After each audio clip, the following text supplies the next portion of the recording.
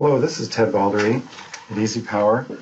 I know most of you are used to Jim being here, but he's doing an arc flash workshop in the Bay Area today. And so I'm going to be starting and introducing Scott for our presentation today. I'm going to start off with the poll questions, and let me launch here with the first poll question. And that is, does your company require a JHA or a job hazard analysis for high-risk tasks? Okay, you can see the, I can make sure I'm doing this right. I think you can see, you can see the responses. 88% said yes. Let's switch to the second question. And this is, if so, are you the person? And then they have the responses there. Go ahead and close that, and I'll share the responses with you. 63% said that you're the one that's requiring the JHA to be completed. Let me go ahead and introduce Scott Baldwin. Just say a little bit about him. He is the Corporate Safety Manager at SSOE Group, an architectural engineering, design, build, procurement, and construction management firm. Scott helps support over 1,100 employees in 22 offices in 4 countries, providing all safety services, including general industry, construction, and mining. Scott was previously the Director of Safety and Training for the Associated General Contractors of Northwest Ohio and the National Electrical Contractors Association of Southeast Michigan and Northwest Ohio. I'll go ahead now and switch over to let Scott present. All right, welcome everybody. Today's agenda. We're going to talk a little bit about the purpose of the JHA. We're going to talk a little bit about the benefits of what the JHA actually is, how to create that. We're going to share some common mistakes with the JHA, and we're going to talk about pencil whipping today, and that's probably the primary thing that we need to focus upon. So a little bit of an understanding, we have to talk. Actually, we have to walk before we run, and we have to talk about things that need to be addressed, and that comes from creating our JHAs and also working with our crews. So some of the things that we need to run across is the first is, what is a job hazard analysis? According to the United States Department of Labor, a job hazard analysis, or JHA, is used interchangeably with a job safety analysis, or JSA. These are techniques used to identify the dangers of specific tasks in order to reduce injuries. The idea is that once you know what the hazards of the task are, then you can reduce or eliminate them, thus preventing an injury. So a JHA and a JSA are used many times to mean the same thing. Think of these as recipes for cooking. You identify your favorite food that you want, which is also the task you need to complete for work. On that recipe, there is an ingredient list. This becomes the tools and resources needed to complete the task successfully. See how this is coming together?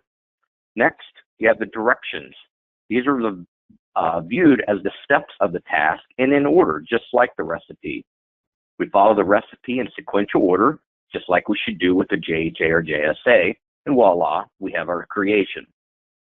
Many people use JHA, JSA, and STA as all having the same meaning, and they kind of have the same goal, but not exactly. A JHA is a process used to identify the hazards from the task, while a JSA is the process used to control the identified hazards while performing the task. The STA is the process used to identify the tasks needed to complete the job. So in reality, the STA is used with the JHA to identify the JSA. You got that? Well, bottom line, any way you go, the objective is to identify the steps of a task, the risk associated with each step, and then the resource needed to complete the task safely. That's it. So let's look at the purpose first. The JHA is used to identify the most important steps of a job. It doesn't identify every job, but it identifies the most important. It looks at what successful completion should look like at the end of the day. Think about this. Let's make a pot of coffee. In order to make the coffee, we need a few things like a coffee maker, filter, coffee, and water.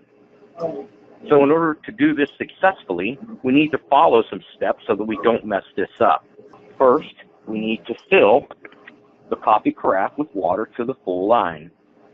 Next, we then pour the water into the reservoir on the coffee pot. We then place the empty carafe under the drip spout of the coffee maker. Open the basket on the coffee maker and insert a filter in the basket. Measure out the desired amount of coffee for the amount of water placed in the reservoir and place it into the filter. We then return the basket to the coffee maker and finally turn the coffee pot on to start the brewing process. These steps and the resources identified at the start have just completed the information for a simple JHA. It may sound difficult, but in reality it isn't. And as a matter of fact, all that only took 7 simple steps. So it doesn't have to be difficult. To better explain what a JHA is, think of this. A JHA allows a worker to react to an immediate change in their work without missing any steps that could cause the injury. Having the steps written down for the worker allows them to see what happens as well as what is about to happen next. The employee quickly determines where they are and what is next. So if we don't have anything written down, we all have the ability to do it the right way, and we feel that it is correct. But is it really correct? Sometimes that gets us into trouble by allowing employees to freelance their work and do it the way they think it should be done. Something as easy as making a pot of coffee can allow some flexibility in the sequence of the steps. But what if we're explaining the task of mixing chemicals, or racking out a bus, or entering a confined space to do cleanup? Some tasks just are not as flexible with their sequence and could expose the worker to danger if they don't follow the procedures that they have identified. One key piece needed in this step, though, knowledge. The employee must have some basic understanding of what the task is and how to successfully complete the task. Otherwise, the employee simply will guess. This is a great time to remind you that the workers are our greatest asset in developing that JHA, and because they typically know what is going on. This isn't for me to decide as the safety person. This is for them to make that happen. All right, so when do we need that JHA?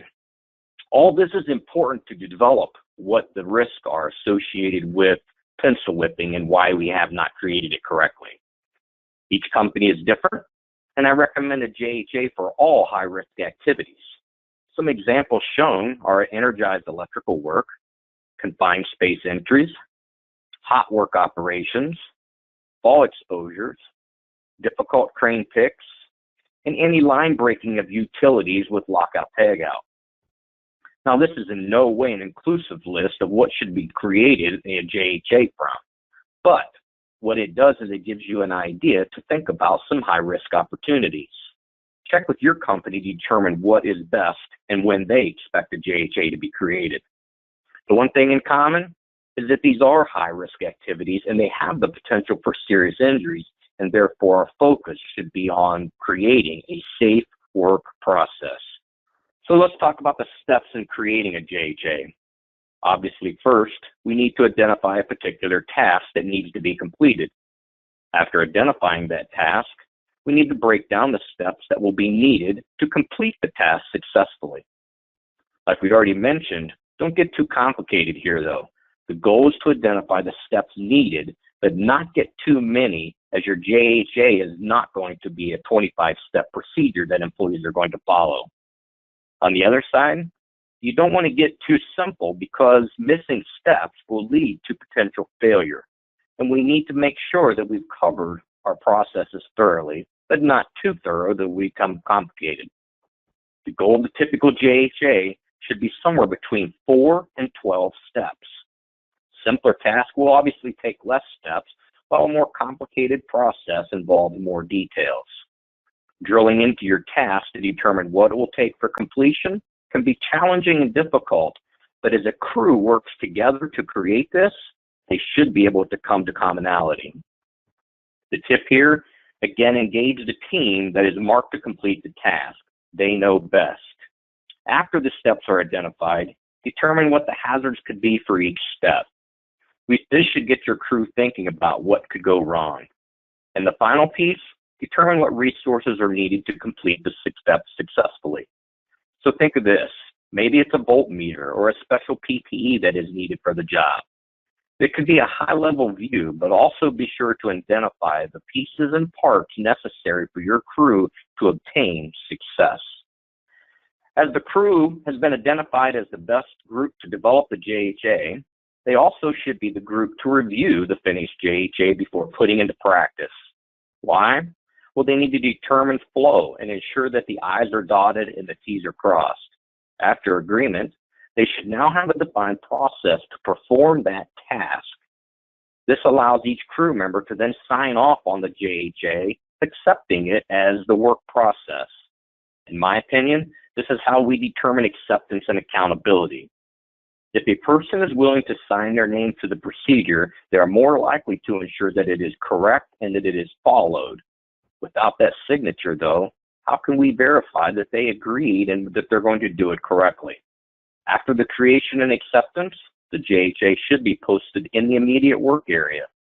This allows for others to see the JHA, whether they're involved with the work crew or not. The work crew also has the ability to refer to it during the needed work opportunity. Resorting on memory for task completion is generally not the best opportunity to ensure success, so write it down. The JHA is also the procedure and should be followed as a determined crew sets in process the work that needs to be done. Now, if changes are needed or something is maybe missed or even determined as incorrect, the work should be stopped and the JHA updated. There's no harm in doing this, and remember, as humans, we are all able to forget and make mistakes, and then changes need to be adjusted. The crew needs to be on board and ensure that this is correct. We've talked extensively about what a JHA is and what is required to create one, so let's take some looks at a detail on how to create a JHA. We're going to create a simple JHA for cutting a small section of concrete 38 inches long, 22 inches wide, and 6 inches thick. Your tool will be a handheld, gas-powered partner saw. So together, let's walk through the JHA creation. You see the picture and you consider what you're observing the crew for getting ready to perform this task, or maybe an earlier task, and we need to learn about what is expected. I know you're seeing some safety concerns here, but let's focus on the task. Ideally, though, you would communicate to the crew at this time that these hazards must be addressed before we move forward. We don't want exposure, but we want to make sure that we're addressing the situation correctly. All right, back to the JHA. In order to effectively evaluate a task, to determine what steps in the hazards are present, let's ask ourselves some simple questions. First, what is the task that needs to be done? Next, we ask who has to perform the task. And in reality, how many people will it take to do the job? Then consider what is involved with completing that task, so for success. And how can the task cause someone to be injured? Lastly, what can be done to prevent injury? And this isn't about PPE or eliminating the task, unless that happens to be the best option. Remember, OSHA expects PPE to be a last opportunity, and we are obligated to engineer the problem away first. Now, all JHAs are slightly different in form because people and companies like to give a little spin on them to personalize them. This is what I consider part one of our JHA. Looking at this, notice the information shown is about the date and location, along with the description of the JHA that is being created. We also have the supervisor's name, along with any personnel on the crew. It also brings up any special hazards that are anticipated, along with the expected PPE for the task. This is the start of the JHA, and what I call that part one basic information. Looking at the picture, considering our task, we need to think about the steps that we need to make to cut the concrete. First, we identify that the work area needs to be laid out and to identify the area needing cut. We also need to ensure as part of this that the area is clear of any hazards that could cause us issue. Next, we need to prepare the tools to make the cut. This includes checking out the saw, ensuring it is ready for operation, and everything is safe. We then select and don the proper PPE needed to complete the task. What will it take to protect us from exposure? Next, we're simply going to make the cut in the concrete, and when we finish with that, the saw and the work area will be put back together neatly. We clean up the work area and ensure that everyone is aware of what happened, has been completed, and we put it back. It's very simple, and it's almost a crude approach to cutting a small section of concrete, but we're not complete yet. Here we identify what the hazards are for the steps that we've identified. There are identified as potential hazards of lacerations, amputations, eye injuries, facial injuries, respiratory hazards, fires, burns, and even death. So now we've identified the hazards, we can move on to the next step. Part 2 of our JHA is where we take what we have identified as the steps and continue building the JHA. You see that each step can have several things. For one step of our job steps, we see laying out the work area and checking the cutting area for any issues. We then identify the potential hazards as utilities in the concrete, maybe lacerations from the tape measure, or even possible reactions to the chalk layout.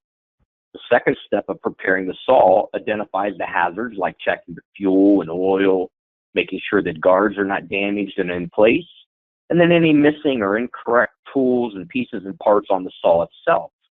Is the blade the correct size, or is it a mismatched type? Is it put in properly, or is it backwards? Each step continues while identifying the potential hazards of each until we are complete with this entire section.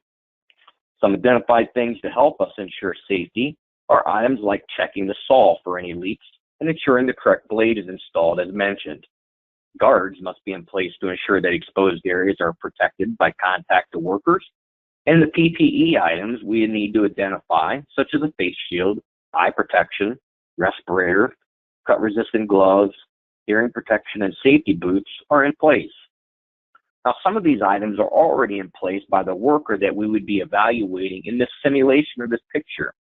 But for the respiratory issue, we identify that a respirator only protects the employees so far, and we suggest that water or a vacuum system be used to collect any silica dust from the concrete. But let's continue on. Transferring our information to Part 3, under Safe Job Procedures, we see things that we can do to prevent the identified risk. 1A shows ground-penetrating radar can identify any utilities in the concrete as well as checking the drawings for maybe as-built prior. 1C identifies some ways to minimize exposure to the chalk dust or the lining operation, like using pencils instead or maybe a paint to outline the cut area. This continues as we move down the JHA and filling in each section that we have identified as both potential hazards and safe procedures, once again, to mitigate all risk. Hopefully, this is coming together at this point, and you're seeing the 3 parts building our JHA. Part 4 is something that I do and would suggest other companies do as well. Here, I like to add in boxes that the crew can sign off on, indicating that they at least participated at some level with the JHA creation. By signing this, it also puts some ownership to the JHA, and it might get the worker to follow it a little closer by having their signature here. You see that the supervisor also signs the JHA, giving authorization and approval for its significance. At the very bottom, I like to add some basic instructions on how to complete the JHA. This is very simple, and it's an easy reminder, but with minimal training, any crew should be able to create a JHA. These are just some of my suggestions, and your company or you may have some as well that fit into your JHA creation. So what are the benefits of completing the JHA? Well, most people do well with following instructions, and especially if they are simple instructions. Where we lose people are when we get into the details. So remember, a good JHA should be around 4 to 12 steps. Creating that good JHA will provide that procedure that offers a safer way to conduct the work task. Again, this is a good time and a good opportunity to remind the crew that this is training. This is teaching someone how to follow the procedures and do the particular task at hand. A good JHA will also help identify the risk associated with that job. So think about the first time you did something, maybe driving a car or operating a piece of equipment. It would have been nice to have a JHA created that identified the risk associated with that job or task, and what to avoid, what not to do, and maybe even some resources or tools necessary for successful completion. Another benefit is with increased awareness to hazards. If they're properly mitigated, the potential for injury is reduced, thus lowering your losses and reducing your insurance. A win-win. There is nothing better than preventing a worker from being injured and seeing the fruits of the labor with lower EMRs, reduced insurance premiums, steady productivity, and happy workers. So now that we've talked about some of the benefits of a JHA, we unfortunately talk about some common mistakes. It's in my professional opinion, the biggest mistake is to rush and falsify the JHA.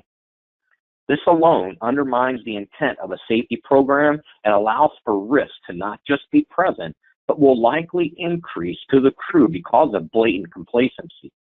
If it's happening with the creation of a JHA, it is most likely happening other places in the business. So please beware. Another common mistake, workers are not trained on the JHA's purpose, which creates a failure to understand and leads to no buy-in by the crew. Quite frankly, the JHA simply won't get done. So how does that help us? We get too far into the weeds when we develop the JHA and probably provide too many details and steps, so it becomes complicated. This is not building a machine where detailed step-by-step instructions are needed.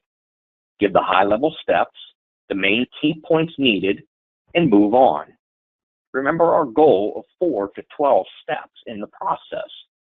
So now that we've talked about too much details, let's talk also a little about too little details. In this failure, we only provide a couple steps and we miss key areas where exposures to risk are not being identified. We must be very careful to not assume that a worker understands fully the task at hand, and we are obligated to ensure that they are capable of identifying the risk of their jobs. OSHA challenges each employer to provide each employee a place of employment free from recognized hazards likely to cause death or serious physical harm. It also challenges the employer to ensure that each employee is trained to recognize and avoid the hazards of their work. This can be done through compliance with the JHA.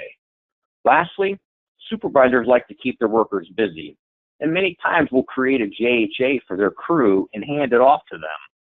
Now, this may not look like a bad idea on the top, but in my opinion, having someone create a work procedure that is not involved with creating the actual work is a bad idea.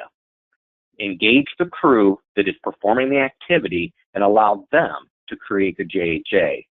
If they need assistance, obviously a supervisor can join in. Continuing on with some of the other common mistakes leads us to a failure to post in the immediate work area. Nothing is more important than to see a crew put the effort into creating a JHA and then to put it in a 3-ring binder or leave it in the office. The entire idea of the JHA is to create a procedure to do that task, and that cannot be followed if it is not in the immediate work area. If you don't have the procedure and you cannot remember what all the steps are, how can you simply follow it? And we cannot answer that. Therefore, we need to ensure that the work area has the JHA posted and that the crews are referring to it while they're completing the task. What do we do when we need to deviate from the plan?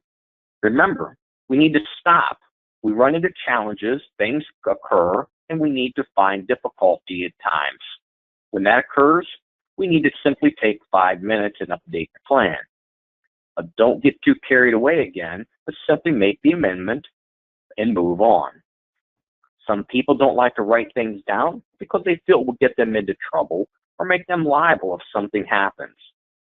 Well, in reality, if something is not written down, how can you defend your actions and what you were doing? That can lead to more liability than having it written down to start. Now, in my opinion, the only exception is when we have something written down and we don't follow it anyway. That's a failure to fulfill the obligation, and that is a dangerous situation. Now, you can be held accountable for certain things like that, especially not following the procedure. But other than that, I don't have any issue with the JHA and the mistakes that occur from it. So at SSOE, we have our own JHA. We call it an SPA. It stands for Safe Plan of Action. We simply took the JHA and modified it to meet our liking and renamed it. It is not anything fancy, but it works for us. The JHA is somewhat standardized across the industry and can be modified to meet your company expectations. First off, you notice on the right where we use the acronym SAFE. Now S, it stands for stop. Stop what you are doing and consider the work and how it could be done safely. A stands for analyze. We ask that you analyze the situation and determine what is happening that can cause someone to be hurt and what must be done to prevent that risk. F is for formulating a plan. This is where we create a procedure, also known as our JHA or SPA, and we put it into process so we can complete that task successfully. E is execute. Simply said, we put the plan in motion. We execute the plan, follow the created plan. So with the acronym SAFE, we feel that this explains the expectations a bit further and simpler for employees to follow. Next, we take the common information such as project, contractor, task, work area, etc., and we track that to the JHA. We use the 4 sections of the steps of the task, the expected hazards of each step, safe correction needed to mitigate the hazards, and the last are the resources or tools necessary to complete the steps. You also see where we incorporated the employee sign-off as those creating the plan and finished that with the supervisor's blessing, just like I mentioned earlier. Not very complicated and easy to follow. Now on the back of our JHA or SPA, we try to identify some of the expected hazards, identify the PPE needs, provide some common corrective action, and an area at the bottom for additional details. We look at this as a checklist to identify some common things to help you create the JHA. So many times, if you're unfamiliar with creating that JHA, using this checklist can actually help create the front portion or the back page. This is a JHA from NASA. I pulled this off of the web simply as an opportunity to show you that they use this job hazard analysis worksheet for transferring liquid nitrogen on their project. Now think about this. This is a pretty simple JHA for what seems like a pretty complicated task, but is it really complicated? The sequence of the steps are very simple. You check with the oxygen monitor, inspect the liquid nitrogen cylinder at the dock, the cart the liquid nitrogen to the room, place the liquid nitrogen tank close enough, place it outside of the room, secure it in the lab, and connect the threaded valve. Now what they've done here is they have combined several steps into one particular line item so that they condense it to 5. The hazards or the potential for mishaps, we look at oxygen deficiency, improper weight distribution, blocked egress, etc. The preventative measures, they break down each one of the identified steps, the hazards of each step, and we identify the preventative measures to prevent the risk. So what does done look like? Well, I get asked this a lot at SSOE. What does done look like? What does it mean to be finished? Well, with the JHA, done is a crew that is working together to identify what is needed for that JHA and successful implementation of the work task. Done is a completed JHA posted in the work area, observed by all, and where everyone understands it and follows it. Done is a task completed without incident and ensuring that all workers are safe in their activities. Done is a worker that has been trained on this procedure and creation of the JHA, and therefore can safely follow the procedures and perform the task. Done is success. Now, I know that we have covered a lot of information to get where we are, but it was important to take each of the pieces and discuss them in details, just like that JHA we're creating. So now we'll talk about pencil whipping. What is it? It is a way to describe workers that complete paperwork without actually having the details. It is a way of completing required paperwork with false information to complete or finish the requirement. It is filling in paperwork with incorrect information. So in a sense, pencil whipping is cheating, lying, and falsifying. Now I know that sounds harsh, but it really is, unfortunately, the truth. Now what can pencil whipping look like? Well, if you are receiving multiple submissions of required paperwork at one time, instead of trickling in or coming in normally like others, that could be an indication. Now, that does not mean that your workers are pencil whipping by doing this and dropping your paperwork at one time, but it's something that you should consider and make sure that they are not pencil whipping. Another way is when no comments are provided or any suggestions are implemented and the boxes are simply checked and we move on. This is an indication of hurrying up the paperwork to get it completed. A very short JHA with little details is another form of pencil whipping, because again, rushing to get it done is not fulfilling the requirements. Maybe the crew is not aware of the JHA and it just shows up, or a routine submission that all looks the same. Wouldn't it be ironic that several days in a row the exact same JHA is presented? I think so anyway. Another way to look at this is the same JHA a different day, and that's sad. We're not creating our identified risk and exposures based on the activities being performed at that time. So what's the big deal? Well, you shouldn't pencil whip a JHA. The false sense of security or safety that is missed is the big one. This leads to complacency and can cause a failure in your work. By not filling out the JHA correctly, it can expose the work crew to unnecessary risk. It fails to engage the work crew during the task and therefore falsifying that paperwork. And we just talked about that. So liability can come to matter, and that is a concern that everyone should have. Remember, I mentioned earlier about doing paperwork and not following that procedure. That, to me, is a problem. Liability is everywhere with our work today. And why create additional liability by falsifying paperwork or pencil whipping it and doing it incorrectly? Imagine the person that has observed their crew falsifying paperwork and then somebody is seriously hurt or even killed. How can you justify that? How can we go home today and think about that? Now, some companies use JHAs and other paperwork to track their projects. They look at the progress as leading indicators, and they use that as a measure against their safety program. By pencil whipping, we skew the data and we create false reporting which can throw off a program. One of those programs is incentive programs. And OSHA may not like incentive programs because they can be manipulated and skew the data itself, and people hide information that is being submitted. But let's look at the positive side of an incentive program.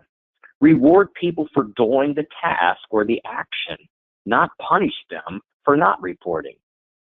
Injury-free, incident-free, completion of a project or task without those, that's the metric we should be looking for. That's a leading indicator of how we do this right. Stagnation occurs when routine work is just that, routine. Try mixing it up a bit. Have another crew member lead the JHA creation. Maybe another crew worker has a better idea. Maybe another crew performing the same activities can share JHAs. Anything that creates a positive change and keeps the work alive is a good idea. I would not recommend that we falsify that paperwork just to get the job done. time is precious, and I get that. And companies are very much about time. But if it only takes a couple minutes to create a JHA and a safe procedure, how much is wasted throughout the day with other mundane tasks or other wasted times, maybe walking to break areas or standing around doing nothing? We should condone the situation of work, and we need to, quite frankly, need to reward those that are doing things right, like JHA creation, and not punishing, but promoting the activity. So now after all this, now what? Well, I need to remind you that a JHA's purpose is to teach. We teach the steps to be successful so that we can create a task that is completed safely and hopefully even within time. We identify the risk of those steps and the mitigation that is needed for each of those hazards so that we can successfully perform that task. Think of this as a form of on-the-job training. We all like to do training, and we would like to do more training. So why not use the JHA as a procedure creation for your training? All this activity engages the crew. It builds them into problem-solving teams. It allows them to work together. It allows them to create and manage some of their work scope activities. The JHA itself creates a simple work procedure that we can follow so that the steps to success are present. Nothing better than at the end of the day, obtaining the fruits of the labor with safety in mind. Many job sites and work locations require JHAs to be completed, and the trend is growing. There are many businesses today that require that JHA before the tasks are completed. If you're not currently doing this, you might want to consider that as an opportunity. OSHA has references out there that can be used as JHAs and how to create them, and there are many samples that can even be used to get yourself started. I highly suggest that you start, but start small. Set your program up for success and learn to walk before you run. We have seen several times throughout this that a JHA can create a safer work environment, and I believe that that is the case. After all, what better way to protect our people than to allow them to determine the steps to their own success through creation of the JHA? The goal at the end of the day should be everyone goes home 10 fingers and 10 toes. The credits that I have listed are all examples of where you can obtain additional information regarding JHAs. OSHA.gov obviously has many things out there, and there's actually a book that you can get free of charge as a PDF document and download to help you create JHAs. EHS Today and Safety and Health Magazine have very good references to JHAs and how they pertain to businesses in the workplace. Industry Safe and Predictive Solutions talks extensively about opportunities on how to fix JHAs and how to not get into problems like pencil whipping and things that cause problems. At this point, I am complete with the presentation. I appreciate your time today. My email is listed here. If you have any questions, feel free to contact me and shoot me an email. Thank you, and I appreciate everybody's time today, and hopefully they were able to learn a little more from JHAs, see some creation, and how they cause some potential problems for us. Thank you. Thank you. Bye-bye.